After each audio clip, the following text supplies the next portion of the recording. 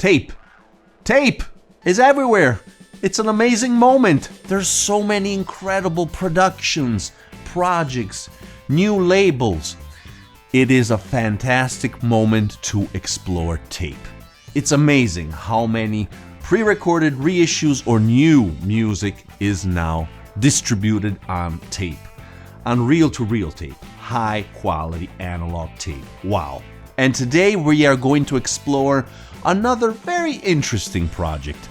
Let's see how much it is interesting, the good and the bad, you know I'm neutral, everything, and discover if it's worthwhile or not to listen to Birdbox Records. Go!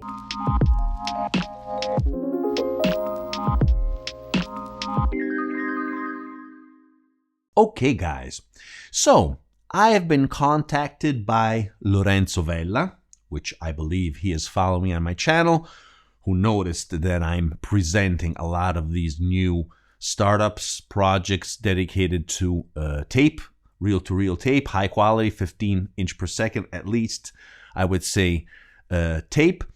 And he is, I knew his label, because he is the genius behind the mastering, the production, the recording. He is an engineer.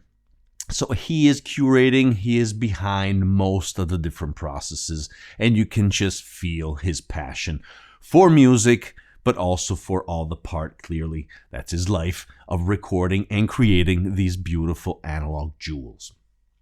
So, he sent me a bunch of tapes, actually. This time I have a lot of material, so we're going to try to understand a little bit better what are the characteristics of his production. We're going to see the features, the physical features, what's inside a specific box when you purchase one. Also, we're going to listen to some samples, some sonic audio samples of let's say a couple of these recordings. And then I will give you my final comments on everything. Let's start now.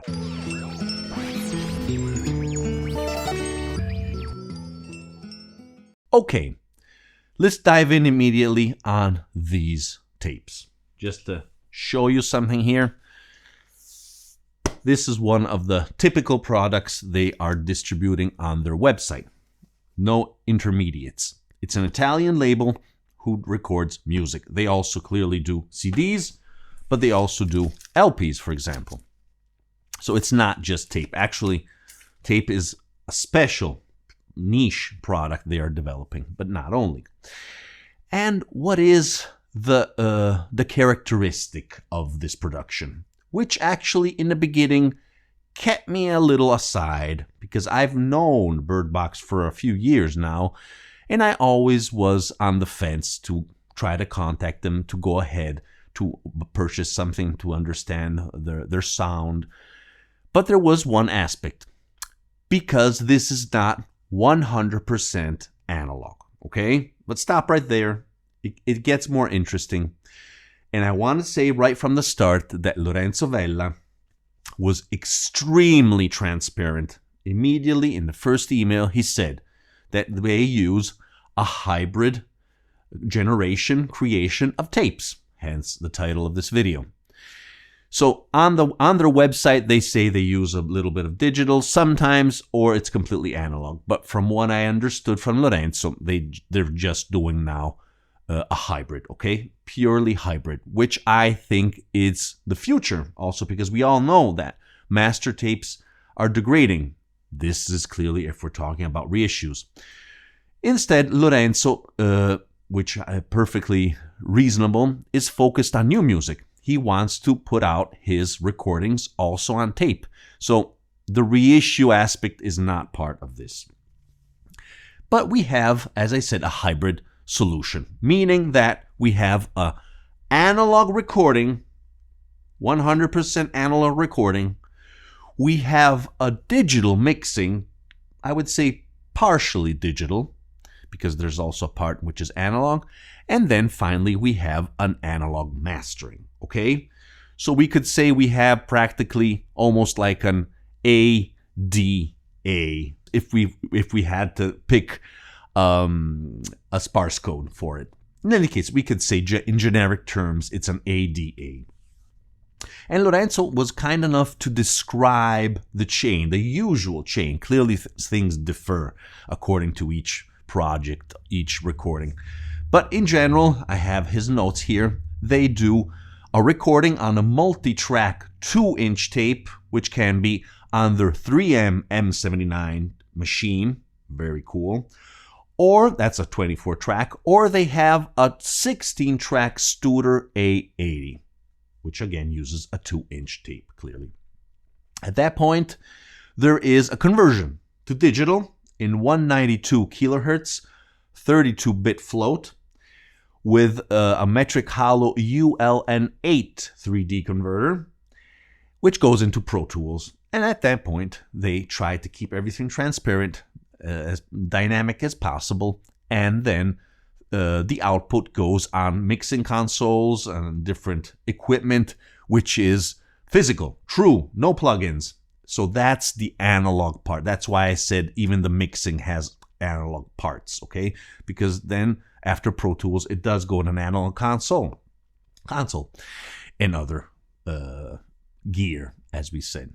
And at that point, they create, following the chain, they do a master on an Ampex ATR 102, a 2-track master, clearly. And from that, they create copies, working copies, via, actually, they create the duplication. I'm sorry, the duplication, not the working copies. Maybe they're going to do also working copies, but these master tapes are duplicated. They come from that master of the Ampex they're recorded on a Studer A80, which in this case is just 2 tracks, 1/4 of an inch, to create these copies. Okay, so this is the process, and that is why it is hybrid. In the end, I'll give you my reflections, my considerations on this. Okay, I don't want to go too much in my side, my thoughts for now. Okay, now let's pass to an unboxing. Let's try to see what's inside these boxes. Okay, let's go. Okay, guys, let's take a look at the features, the characteristics of these tape editions by Birdbox Records. So here we are. This is the typical situation you will find. Very nice. I like the color. I like the logo. I like the name, Birdbox. Very cool. The package is very convincing, I think. And you're usually going to find the name of the authors, in this case Umberto Fiorentino and Claudio Quartarone, and the title, which is two because it's a duet. This is one of their latest releases, so I know this is probably how the new editions are going to look like. Okay, let's take a look behind.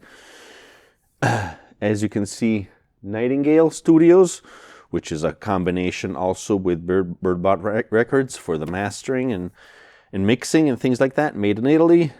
Reel number 6. Music that you can still touch. Indeed, absolutely. Okay, so let's start the unboxing, if we want to call it that way.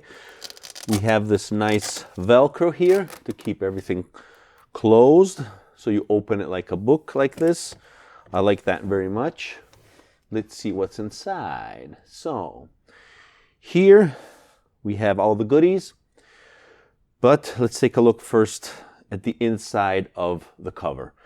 And what do we have? Well, very cool. The picture of the original album, of the LP, we could say, which is also here, but we will see that afterwards. The program, the artists. Here we have notes on what was used to mix, record, the different credits. Very cool. I love that. And also handwritten the different characteristics of this edition. The reel number, there is a library number according to the different recordings. Again, who produced it, engineer, and clearly the number of tracks, speed, equalization, plus also the fluxivity, and if there is Dolby or not, plus the date. As you can see, Roma, 2023. Okay, apart from that, what else do we have? We have this nice looking letter almost as an invitation. Nightingale Studios, numbered edition. Let's see what's inside. I don't want to break the seal. And here we have some greetings, we could say, which is signed from Lorenzo. I mean, when you have these nice editions, English and Italian, as you can see, there is some care on what you're holding in your hand. A form of certification of what you're holding. This magnetic audio tape is the direct copy from the Ampix ATR 102 half-inch with working copy tape directly to Stuart 880, 1/4 of an inch, without any intermediate processing stage. Very nice. Okay, here we have a little brochure, I believe. Yes, well, they tell a little bit of what they're doing. Nightingale Studios and Birdbox. As you can see, there is a fil rouge of birds. Okay, what else do we have? We have, as I said, the original cover of the LP. Here are the authors. It's the graphics of the LP, nothing more, nothing less. There is this separation card where we have, again, details of the tape. Here you can see what kind of tape was used. They, as I said before, they mainly use or LP R90 or the SM900. In this case, I think it's, does it say here? Yes, LPR90, yes. Okay, again, the different credits, who did what. As you can see, Lorenzo is the main guy here. He is behind most of all the processing. Again, which type of machines, the date, or a summary of what we also find there. And finally, ta-da! The tape with some silica gel. That's also a nice touch. You never know. It's good to have it, to leave it there also. We have this golden reel on one side and normal steel on the other. They decided for these stickers, I'm not that crazy about that. I prefer laser engraving. Since we are doing this, might as well. But nevertheless, I mean, it's very cool. It's very nice. They're keeping their brand color, which is yellow, throughout with this gold. Very nice, very nice. As you can see, handmade box. I can see it. Very nice. Okay. Let's proceed now. Okay, so as you've seen, the product is very high quality. I enjoyed it a lot. I like what's inside, how it's presented, the font, the color. It's all very, very... it's a nice equilibrium, I think. I like it a lot. The price is a little high because the price is €500, meaning more or less $530, more or less. It depends clearly, and then you're gonna have to import it. It's gonna go up. So this is made in the EU in Italy.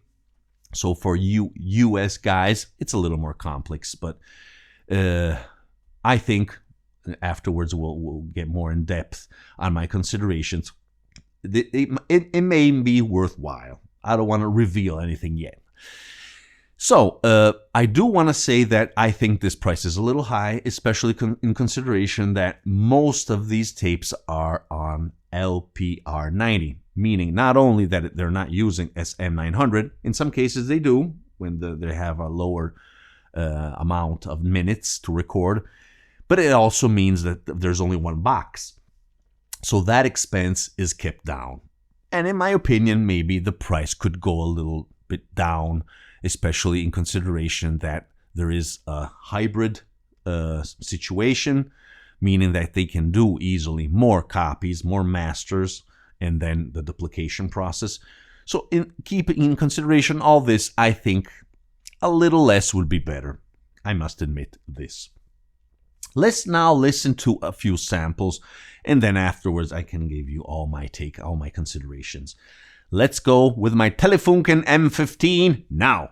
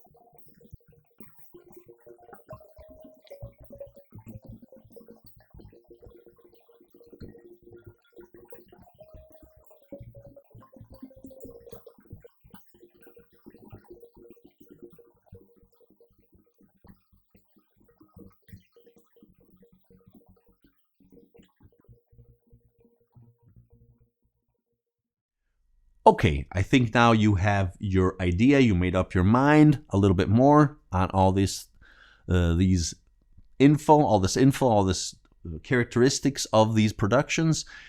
And I want to finally say something. Now, first of all, among these four, I want to do a little classification.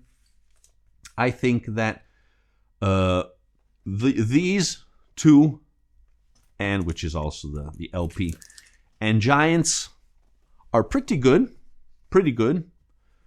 Not amazing, but I did enjoy much more, and I can sense that the recording process, gear, solutions changes a lot from one project to another, from one album to another. I don't know what's going on. There are some indications actually in each box, but the sound is quite different. I mean, it's not homogeneous throughout. I think, for example, Odisseia is very good. I like this a lot. But add another level, in my opinion, just add another level, is 10-5 by Alessandro Bianchini. Wow. Now, this is a very, very good recording, and I also like the music a lot. I mean, these guys are really, really good. And there was this magical moment, I guess, where everything just clicked together and we have a fantastic product. Now, this is truly outstanding, okay? And in fact, it's on SM900. That also helped, I think. But it's not only that. Also, the instruments are not that numerous, meaning that the miking and recording is a little more easy. It just comes out better, clearly. But all these are small ensembles. I mean, they're not huge. So I would have expected a more, as I said, similar situation among the recordings. But there are different. I don't know why, once again. Maybe Lorenzo can chime in with a comment and tell us why, in his opinion, at least for these four recordings I have here. But I want to underline once again that this 10-by-5, I think you heard it also with with the track. Remember that the tracks are also for download in high resolution here below in the video description, so you can make your mind up better than YouTube, which is compressing everything clearly. And what can I say? Okay, so as you know, up until now, I have always done AAA products because I do believe they are better. But I must admit that, especially if we're talking about new music, so it's not a reissue, it's a little more difficult. You have to really create the album. There is one part in the chain that does, in my opinion, it is correct to contemplate a compromise. The right compromise, which is mixing. Absolutely. Because actually, if you think about it, mixing is the phase in the past that in a lot of cases degraded the albums, the final result. Because you have to bounce the recordings when you don't have that many channels. You have to listen to everything, passing it through the console, through the different gear, re-record things, passages. I mean, it's time-consuming, clearly, but it also, the sonics are degrading sometimes, especially if you have to combine them, EQ them a lot, correct things, do compression, effects. That is why sometimes in the end, maybe the recordings weren't stellar from the start, but it's the mixing phase that really, if it's not done or just simply too complex, the sound impoverishes a lot. And that is why so many AAA recordings of the past, 60s, 70s, even coming from the golden age, aren't that good in the end, aren't that good. So that is why I'm talking about a correct, fair compromise. Actually, if they do, as Lorenzo told me, just a quick passage in Pro Tools, they don't touch too much. It's a 32-bit float. I mean, it's a very delicate and transparent conversion. I think that's a good solution. It's, as I said, a compromise. And then they do a nice master, analog master. The important part is that it has to be recorded directly on tape. And that's what they're doing. They're doing that at Birdbox. Hence, the two main passages are saved, and I understand this decision to do a little bit of digital in the center. I would prefer AAA. In fact, I told Lorenzo, you should consider to do a mixing on the fly. When you have just a few instruments, with a mixer, you try to understand what are the problems, correct them, and then send the analog signal directly to the master tape recorder. I know it's a little more difficult and you can't go back then, clearly. So that's always a risk. Plus, you're going to generate a master, which is going to degrade. You're going to have only that. You're not going to have a file. Well, actually, you could route the signal also into a file, obviously. So, voila, you can also do that. Clearly, you're not going to have all the separate tracks. That's going to be a little more difficult. So, this is just to say that when you have smaller groups, I think, and maybe they're doing it, I'm not saying they're not, it could be a good idea to do a mixing on the fly or simply do the recording and then with an analog console and all the different gear, forget Pro Tools, go directly there, and you have to do the less amount of processing as possible. And I'm sure that sometimes if there's a lot of things to correct or change or enhance, that could be worse than a passage in Pro Tools. We must open our minds to this. I understand perfectly the solution, so no problem with me. And in fact, the results, I think, they are very, very good, worthwhile. Just a little teeny expensive. Okay, guys, I'm interested to know your comments in similar situations, similar labels. What are your ideas if you have experienced something directly in your system? And what else can I say? Music is born analog. Bye! Ciao, belli! Ciao! Well, guys, if you're enjoying my videos and you're enjoying my channel, please consider to subscribe by clicking the black and white logo here below. Also, don't forget to click the notification bell so you'll never miss an episode and you will become a true member of the analog community.